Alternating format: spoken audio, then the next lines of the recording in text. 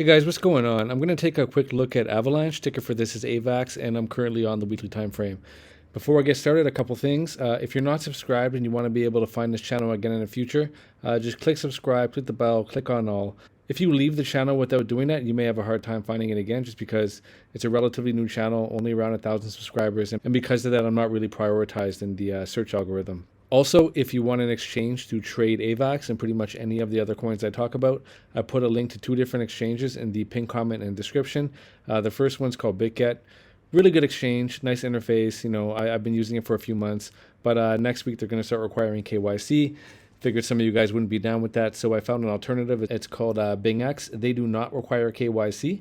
And I've been playing around with BingX for the last few days, and so far, yeah, I do like it. It does seem pretty good.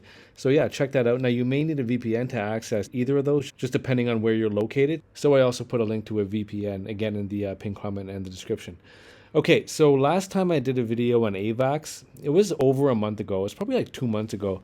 And this red line right here, this red support region, the thumbnail, I just looked at it because I forget what I said, but I said that this is the line in the sand, right? So you see we have this horizontal support level. If you want to draw it on your chart, take the horizontal line and just paste it right below these candle bodies right here.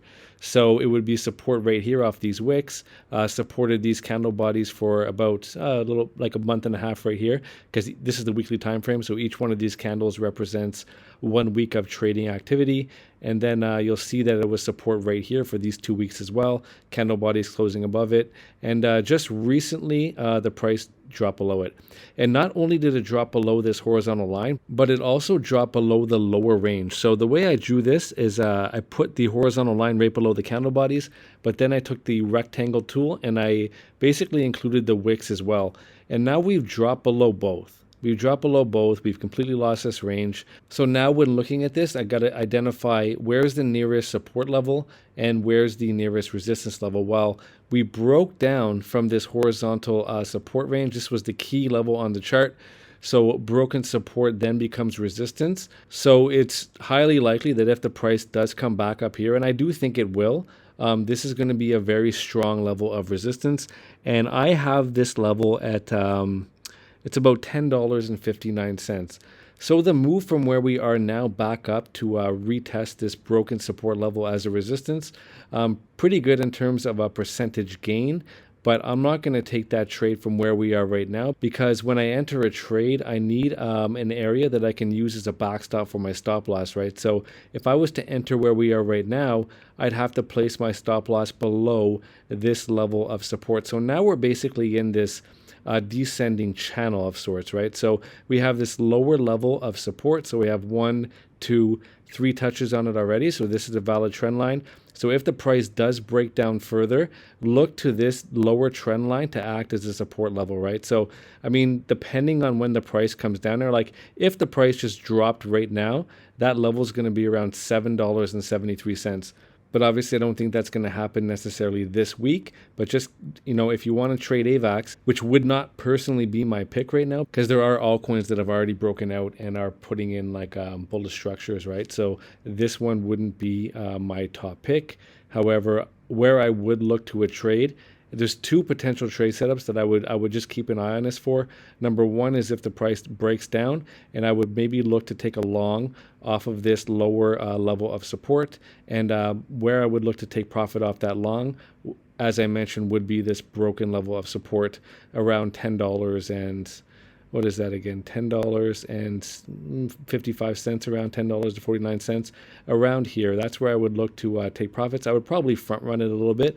I'd probably get out maybe around $10.15 or something. And alternatively, where I would look for a short is if the price comes back up here.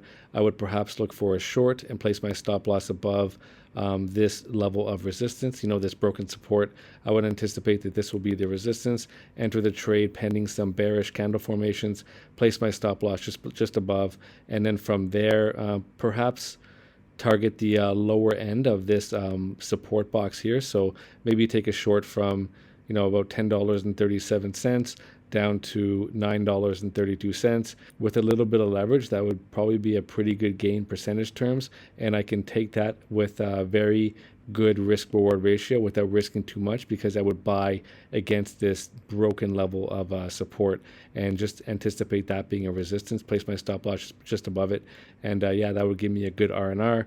And then again, as I mentioned, alternatively, buying against this downsloping level of support and then targeting this range. Now, if that short doesn't work out and we're able to get back above this broken support, if we're able to get back above it, that would be a very, very positive sign. If that happens, I would look for a move back up to this downsloping level of resistance here.